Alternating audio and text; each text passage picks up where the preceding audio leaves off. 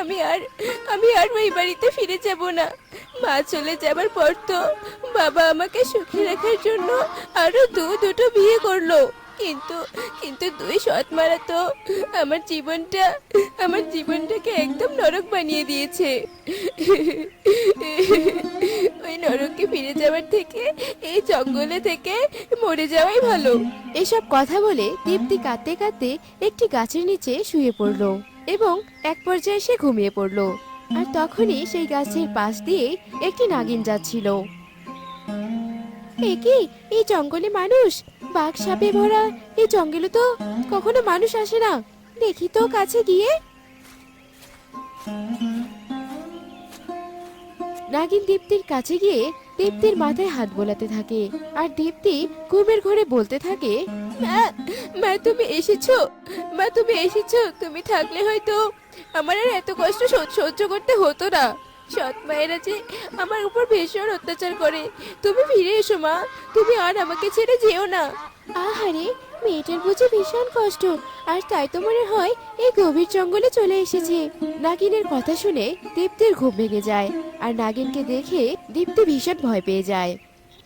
এ কি নাগিন, আবার ক্ষতি করো না। ভয় পেও না মা, আমি নাগিন হলেও আমি তোমার কোনো ক্ষতি করব না।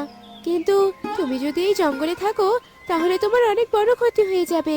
এখানে বাঘ আর সাপের মতো অনেক হিংস্র প্রাণী আছে। থাকুক, দরকার পড়লে আমি সেই হিংস্র প্রাণীদের কাছেই প্রাণ দেব।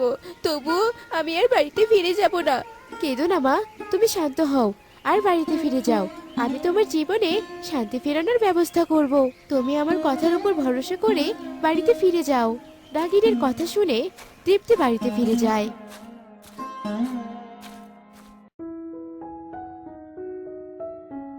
আর কিছুদিন পরেই দীপ্তির বাবা রমেশ আরেকটি বিয়ে করে বউ বাড়িতে নিয়ে আসে। এ কি গো, তুমি আরেকটা বিয়ে করেছো? আমরা তো 200 দিন ঘরেই আছি, তবুও তোমাকে আরেকটা বিয়ে করতে হলো। তোমরা যে আমার মা মরা মেয়েটার কি হাল করেছো তা কি জানো? তাই তো তোমাদের শিক্ষা দিতে আমি আরেকটা বিয়ে করেছি। আর এখন থেকে দীপ্তির দেখাশোনা নমিতাই করবে। রমেশের কথা শেষ হতে না হতেই সেখানে দীপ্তি চলে আসে। এ কি বাবা, তুমি আরেকটা বিয়ে করেছো? এ কি তুমি? হ্যাঁ, আমি তোমার তৃতীয় মা। আর এখন থেকেই আমি তোমার দেখভাল করব। চলো তো মা, আমাকে ঘরে নিয়ে চলো। এরপর দীপ্তি নমিতাকে ঘরে নিয়ে যায়। নমিতাকে দেখে দীপ্তি ভীষণ খুশি ছিল আর নমিতাও দীপ্তিকে প্রায় আপন করে নেয়। এবার কিরে হবে ছোট? নতুন বউ যদি দীপ্তিকে আমাদের থেকে বেশি দেখাশোনা করে তাহলে তো রমেশ আমাদের দিকে ফিরেও তাকাবে না। সে যাই হোক, নতুন বউকেও আমাদের দলে নিয়ে আসতে হবে। তারপর 3 সৎমা মিলে দীপ্তির উপর অত্যাচার করব। সে ঠিক বলেছো তুমি। তার আগে দেখি শয়তান শয়তান দীপ্তি কোথায়। আমার পা দুটো বড্ড ব্যথা করছে। দীপ্তি, এই দীপ্তি।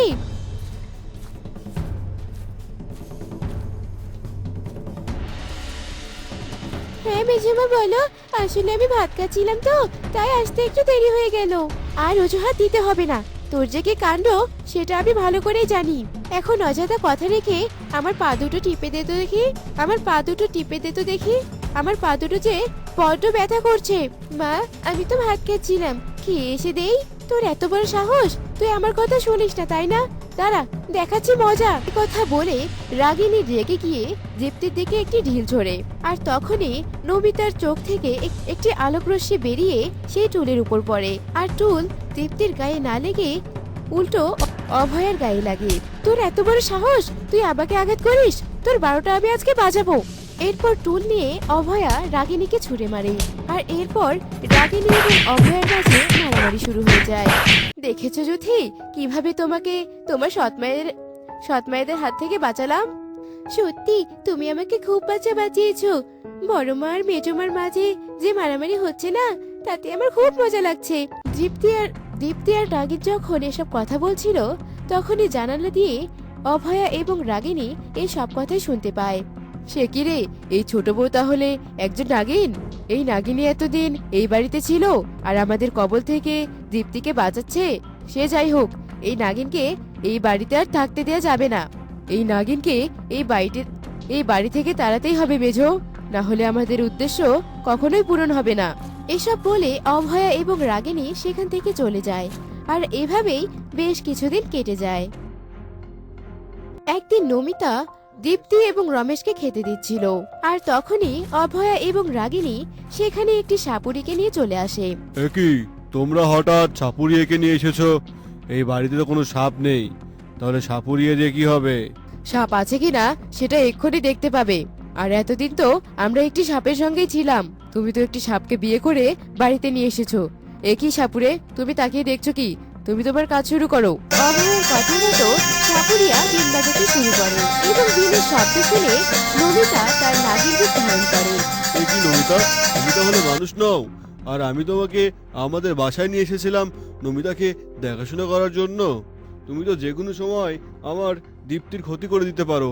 তোমার থেকে রাগিনী আর অভয় তো অনেক ভালো। তুমি এক্ষুনি চলে যাও আমার বাড়ি থেকে, নয়তো আমি কিন্তু তোমাকে সাপুরিয়ার হাতে তুলে দেবো। রমেশের মুখে এমন কথা শুনে নাগিনী সেখান থেকে তাড়াহুড়ো করে চলে যায়।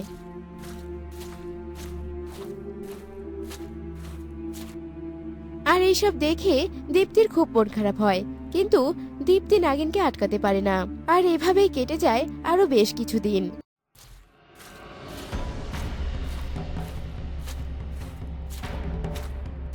দীপ্তিমা, দীপ্তিমা, কোথায় তুই? তাড়াতাড়ি আয় মা। রমেশের চিৎকার শুনে অভয়া, রাগিনী এবং দীপ্তি সেখানে চলে আসে। একি বাবা, তুমি এভাবে মাটিতে পড়ে আছো কেন? কেন পড়ে আছে দেখতে পাচ্ছিস না? তোর বাবাকে যে সাপে দংশন করেছে। মেজো, তুই গিয়ে তাড়াতাড়ি একটি সাপুরিয়াকে ডেকে নিয়ে আয়, তাহলে যে আমাদের দুজনকে বিধবা হতে হবে, পথে পথে ভিক্ষা করতে হবে।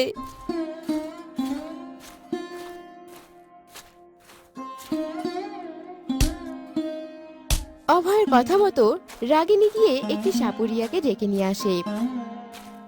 আর সাপুরিয়ে রমেশের পায়ের দাগটি দেখে ভীষণ অবাক হয়ে যায়। সর্বনাশ, এই তো কোনো সাধারণ সাপের দংশন নয়। রমেশকে তো কাল নাগিনী দংশন করেছে। ওকে বাঁচানোর ক্ষমতা আমার নেই। ও তোমাদের সাহায্য একমাত্র নাগিন করতে পারে, যে নাগিনকে তোমরা কয়েকদিন আগে তাড়িয়ে দিয়েছিলে। বলছি কি সাপুরিয়া সর্দার, আমরা তো ওই নাগিনকে কিছুদিন আগে ষড়যন্ত্র করে তাড়িয়েছি। এখন আমরা ওই নাগিনকে আবার কোথায় পাবো? আমরা সেই নাগিনকে না পেলেও দীপ্তি সেই নাগিনকে পেতে পারে। মা দীপ্তি, দেখ তোর বাবা কিভাবে মাটিতে পড়ে আছে। তুই গিয়ে ওই নাগিনকে ডেকে নিয়ে আয়। তোর বাবা যদি এই পৃথিবী থেকে চলে যায়, তাহলে আমরা যে ছন্নছাড়া হয়ে যাবো রে মা। দেরি করিস না রে মা জ্যোতি, আমি তোকে কথা দিচ্ছি, আমরা আর তোর উপর কোনো অত্যাচার করব না। তবুও তুই তোর বাবাকে বাঁচা মা। যাচ্ছি, তবে আমিও যে আমার বাবাকে হারাতে চাই না। এরপর দীপ্তি জঙ্গলে চলে যায়।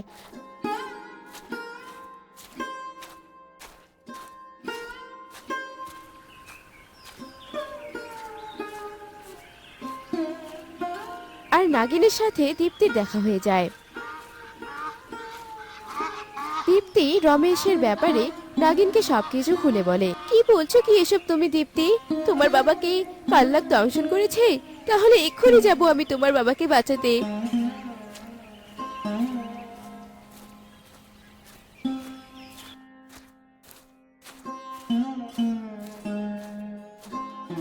তুমি এসেছো বোন, দয়া করে তুমি আমাদের স্বামীকে বাঁচাও। আমরা জানি আমরা তোমাকে ষড়যন্ত্র করে তাড়িয়ে দিয়েছি, তার জন্য আমরা তোমার কাছে ক্ষমা চাইছি। তুমি আমার স্বামীকে বাঁচাও বোন। এরপর নাগিন রমেশের বিষ তুলে দেয় এবং রমেশ সুস্থ হলে নাগিনকে দেখে তার আর কিছুই বোঝার বাকি থাকে না। অনেক ধন্যবাদ নাগিন, তোমাকে অনেক ধন্যবাদ আমার জীবন বাঁচানোর জন্য। আর আজ তোমার এই উপকার দেখে আমি বুঝতে পারছি যে তুমি আসলে দীপ্তির ক্ষতি নয়, ওর উপকার করার জন্য এসেছিলে। আমাকে ক্ষমা করে দাও। আর সেটা আমরা বুঝতে পেরেই নাগিনকে ষড়যন্ত্র করে তাড়িয়ে দিয়েছিলাম, কিন্তু এখন আমরা আমাদের ভুল বুঝতে পেরেছি।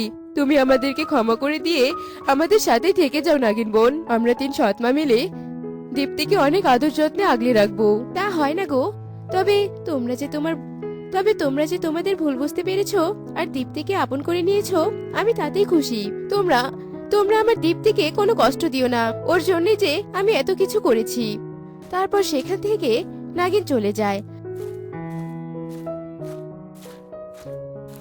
আর আর দীপ্তির সৎ মা তারপর থেকে দীপ্তিকে অনেক ভালোবাসতে শুরু করে।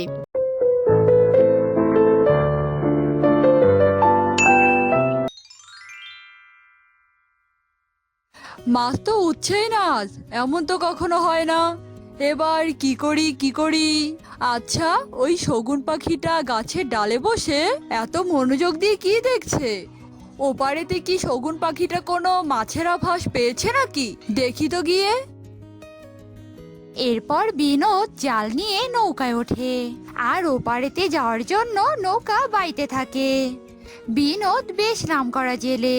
বিনোদ মাছ ধরতে বেশ পটু ছিল আর মাছ বিক্রি করে বিনোদের সংসার চলতো। এই রে, আমাকে দেখে তো শগুন পাখিটা ভয়ে পালিয়ে গেল। যাক, আমি বরং আশেপাশে তাকিয়ে দেখি কোথায় জাল ফেলা যায়। ও মা, কি সুন্দর 3টা মাছ! দেখে তো মনে হচ্ছে মাছের পরিবার পুরো জলে ভাসছে। না গো, মাছের পরিবার নয়, বলো জলে ভাসা অসহায় পরীর পরিবার। আসলে আমরা 3জনই পরী আর আমি হলাম মা, আর এই দুটো হলো আমার কন্যা। কি বলছো তুমি এসব? জলে ভাসা অসহায় পরীর পরিবার? তা তোমরা এভাবে মাছ হয়ে গেলে কি করে? আর এভাবে বা জলে এলে কি করে? সে অনেক কথা গো। মেয়ে দুটোর আবদার পূরণ করার জন্য আমি মেয়ে দুটোকে নিয়ে পৃথিবীতে এসেছিলাম, আর এখানে আসার পরই অঘটনটা ঘটে যায়। ও মা, একটা নয়, দুটো নয়, 3টে পরী! আমি তো এতদিন যাবৎ পরীর অপেক্ষাতেই ছিলাম, আর হঠাৎ করে যে এভাবে পরীদেরকে দেখতে পারবো তা আমি কখনো ভাবিনি। আজ 3 পরীর জাদুর দণ্ড নিয়ে আমি আমার সব ইচ্ছে পূরণ করব। এতদিন তো অনেক সাধনা করেছি, কিন্তু পরীর তো দেখা পাইনি। আর আজ যখন পেয়েছি, এই সুযোগটা হাতছাড়া করা যাবে না। জাদুকরনী এসব কথা বলে আচমকাই আমাদের উপর জাদু করে আর আমাদের 3জনকে বন্দি করে, আর আমাদের হাত থেকে জাদুদণ্ড 3টি কেড়ে নেয়। এ কি জাদুকরনী, এসব তুমি কি করলে? ফিরিয়ে দাও বলছি, আমাদের জাদুদণ্ড ফিরিয়ে দাও, আর মুক্ত করো আমাদের। জাদুদণ্ড ছাড়া যে আমরা পরিরাজ্যে ফিরতে পারবো না। চুপ কর বলছি, তোদেরকে জাদুদণ্ড ফিরে দেওয়ার জন্য আমি এটা নিয়েছি নাকি? আর তোদের পরিরাজ্যে ফিরতে হবে না, আমি তোদের পৃথিবীতে থাকার ব্যবস্থাই করব। এই কথা বলে জাদুকরনী আমাদেরকে জাদু বলে মাছে পরিণত করে দেয়, আর আমাদেরকে এই নদীর জলে এনে ছেড়ে দেয়। আর জানো, তখন থেকে আমরা এমন হয়ে মাছ হয়ে এই জলে ভেসে বেড়াচ্ছি। আহারে, জাদুকরনী তো বড্ড খারাপ। তোমাদের আর এভাবে থাকতে হবে না, আমি তোমাদেরকে আসল রূপ ফিরিয়ে দেওয়ার চেষ্টা করব।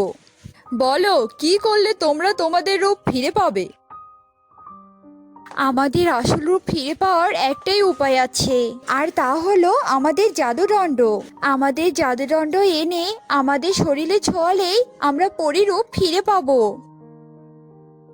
আচ্ছা, তাই হবে। আপাতত তোমরা আমার বাড়িতেই চলো, তারপর আমি তোমাদের জাদুদণ্ড উদ্ধার করে এনে তোমাদের রূপ ফেরাবো, আর ততদিন তোমরা আমার বাড়িতেই থাকবে।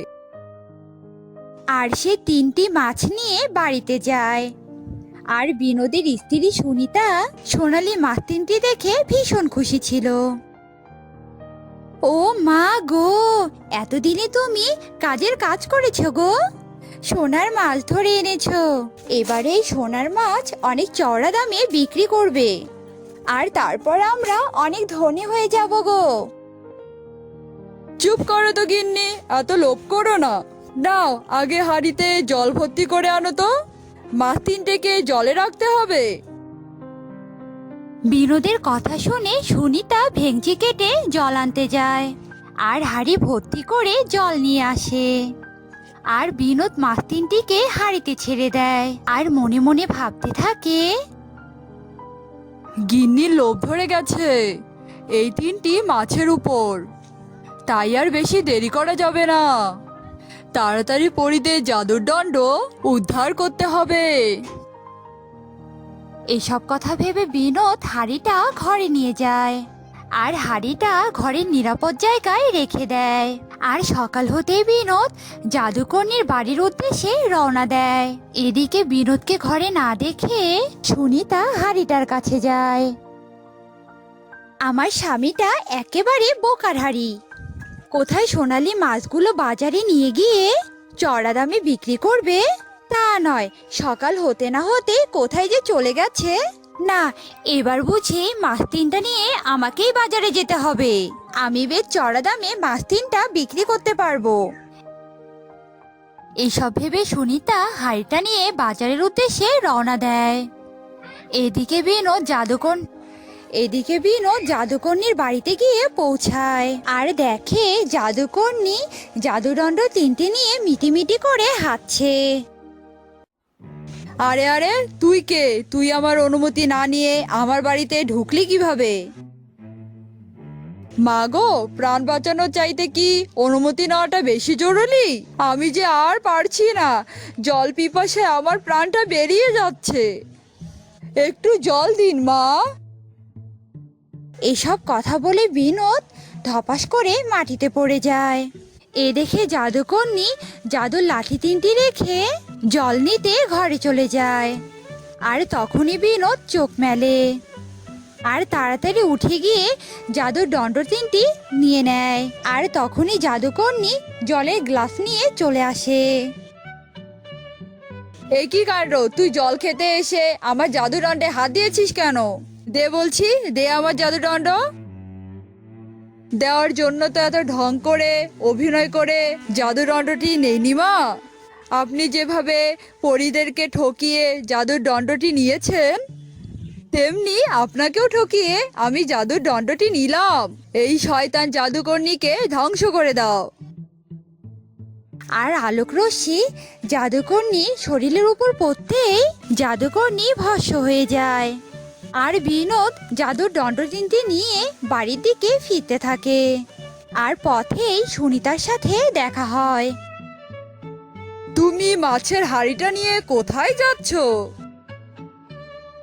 বাজারে গো, বাজারে। তুমি তো আর সোনালী মাছ বাজারে নিয়ে গিয়ে চড়া দামে বিক্রি করতে পারবে না, তাই আমি নিয়ে যাচ্ছি গো। চুপ করো, একদম বোকার মতো কথা বলবে না। নামাও বলছি, ওই হাড়ি মাথা থেকে নামাও। বিনোদের ধমক শুনে সুনিতা তাড়াতাড়ি মাথা থেকে হাড়িটা নামায় আর মাছ তিনটির মাথায় জাদুদণ্ড ছোঁয়ায়। আর সাথে সাথে মাছ তিনটি পরীতে পরিণত হয়। তোমায় অনেক ধন্যবাদ, তুমি আমাদেরকে বড্ড উপকার করলে। তবে তোমার বউ বেশ লোভী, আর এমন লোভ করলে তোমরা বিপদে পড়তে পারো। আমি আর লোভ করব না গো, আমি কিছু বুঝতে পারিনি, তাই এমনটা করে ফেলেছি। তুমি আমাকে ক্ষমা করে দাও। আচ্ছা, লোভ ছেড়ে ভালো পথে আসলেই মঙ্গল। তবে বিনোদ, তুমি যখন আমাকে রূপ ফিরিয়ে দিয়েছো, তার জন্য আমি তোমাকে পুরস্কৃত করতে চাই।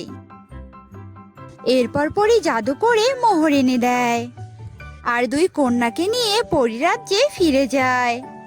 এরপর বিনোদ আর সুনিতা পরীর দেওয়া উপহার নিয়ে বাড়িতে ফিরে যায়। শরীরের ঘাগুলো ক্রমশ বেড়েই চলেছে, কিছুতেই কমছে না। তবে কি এবার আমার মৃত্যু নিশ্চিত? হে ঈশ্বর, তবে কি এবার আমি সত্যি সত্যি মারা যাব? এসব কথা বলে হাঁস চোখের পানি ফেলতে থাকে।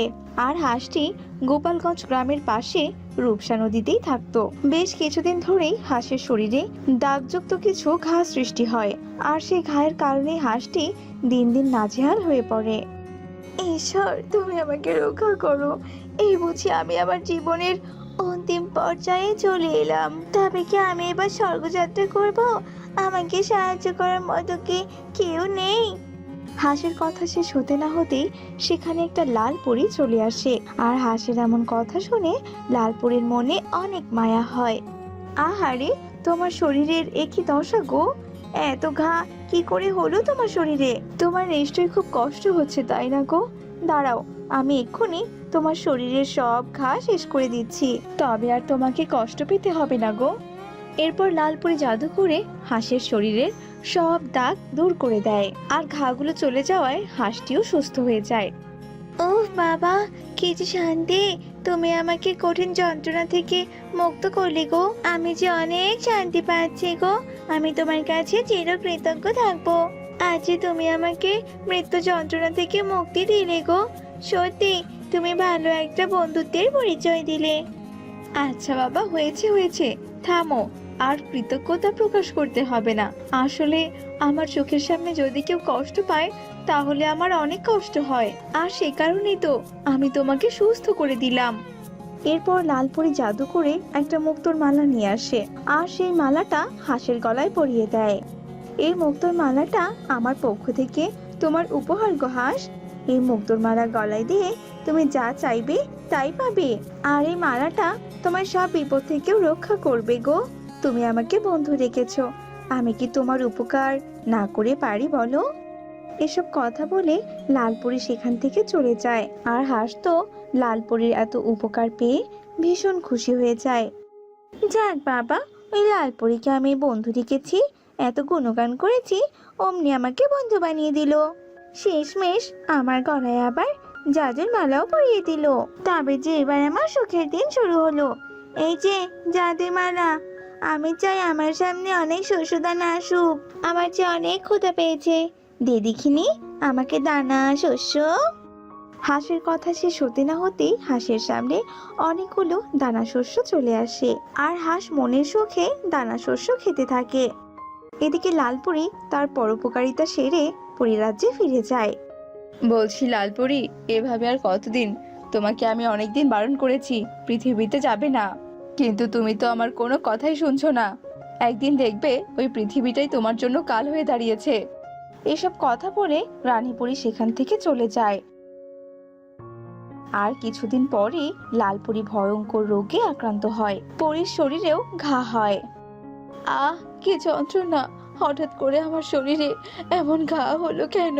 এদিকে যে আমার চুলও খসে পড়ছে, ডানায় ঘা হয়ে ডানাও যে প্রায় ঝলসে যাচ্ছে। ঈশ্বর, তুমি আমাকে রক্ষা করো ঈশ্বর।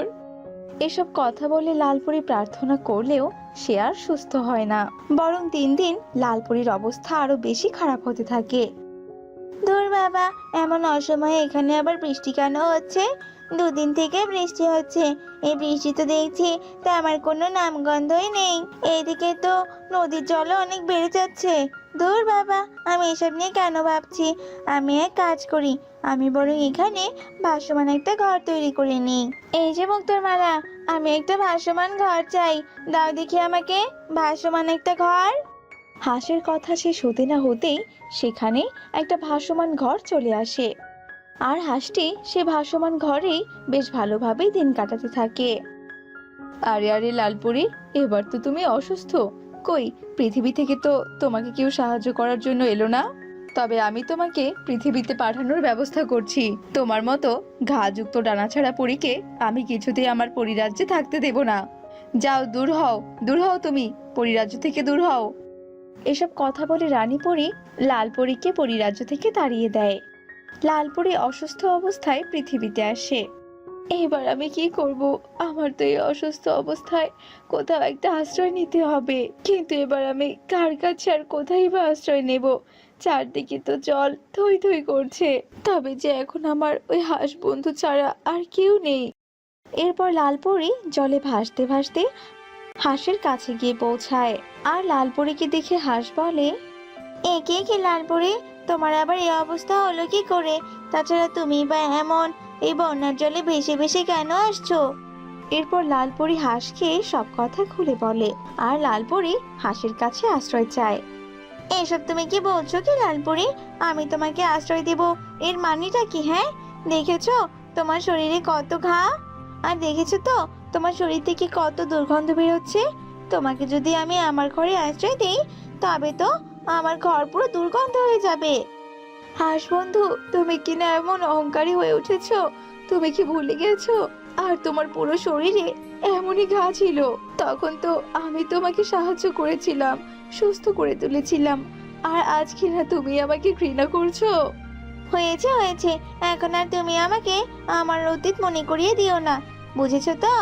এখন আমি অনেক ভালো আছি, আর আমি তোমাকে কিছুতেই আমার ভাসমান ঘরে আশ্রয় দিতে পারবো না। তোমার সাথে থাকলে আবার আমার সুন্দর শরীরেও খাওয়া হবে। তুমি যাও, দূর হয় এখান থেকে। হাঁস যখন পরীকে এসব কথা বলছিল, ঠিক তখনই ফুলি নামের একটা মেয়ে ভেলায় করে সেই পথ দিয়ে যাচ্ছিল। আর হাঁসের কথা শুনে মেয়েটি দাঁড়ায়। একে একে জলে ভাসা পড়িও অহংকারী হাঁস। ছে ছে হাঁস, তুমি কিনা একটা অসুস্থ পরীকে এইভাবে কথা শোনাচ্ছ? আমি যে তোমাদের সব কথা শুনেছি। পরী, তুমি আর এভাবে কেঁদো না, তুমি আমার ভেলায় উঠে পড়ো। আমি তোমাকে আশ্রয় দেব, আর আমি তোমার সেবা যত্ন করে তোমাকে সুস্থ করে তুলবো। এসব কথা বলে ফুলি লালপরীকে তার ভেলায় তুলে নেয়। অহংকারী হাঁস কোথাকার, আমি তোমাকে তোমার বিপদে সাহায্য করেছিলাম, আর আজকে না আমার বিপদে তুমি অহংকারী হয়ে গিয়েছো। তবে আজ আমি তোমায় অভিশাপ দিচ্ছি, তুমি ধ্বংস হয়ে যাবে, ধ্বংস। এরপর ফুলি লালপরীকে নিয়ে সেখান থেকে চলে যায়, আর লালপরী ফুলির ভেলাতে আশ্রয় নেয়। এরপর ফুলি কবিরাজের কাছ থেকে ঔষধপত্র এনে পরীকে খাওয়াতে থাকে। দেখতে দেখতে বেশ কিছুদিন কেটে যায়, আর পরীও সুস্থ হয়ে ওঠে, আর চারপাশে বন্যার জলও কমে যায়। এদিকে হাঁসের অধপতন শুরু হয়ে যায়। একে কি হচ্ছে আমার সাথে? আজকাল তো দেখছি এই মুক্তোর মালাটা কোনো কাজই করছে না। আমি যা বলছি ঠিক তার বিপরীতটা হচ্ছে। এবার আমি কি বা করব? এই মুক্তোর মালা রেখেই বা কি লাভ, যদি এটা কোনো কাজ না করে? এভাবেই দিন যত যেতে থাকে হাঁসের ততই অধপতন হয়, আর হাঁসের ঘরটাও ভেঙে যেতে থাকে। হাঁস পুনরায় পথে বসে। এদিকে ফুলির সেবা যত্নে লালপুরি একদম সুস্থ হয়ে ওঠে। সত্যি ফুলি, তুমি আমার অনেক উপকার করলে গো। যখন সবাই আমার বিপক্ষে চলে গিয়েছিল, তখন তুমি আমার পাশে দাঁড়িয়েছিলে। তুমি যে আমাকে সুস্থ করে তুলেছো, তাই আমি চিরকাল তোমার বন্ধু হয়ে তোমার পাশে থাকতে চাই। আর আমরা দুই বন্ধু মিলে সুখেই দিন কাটাতে চাই। লালপরির এমন কথা শুনে ফুলি বেশ খুশি হয়। আর এরপর থেকে ফুলি আর লালপুরি সুখে শান্তিতে দিন কাটাতে থাকে।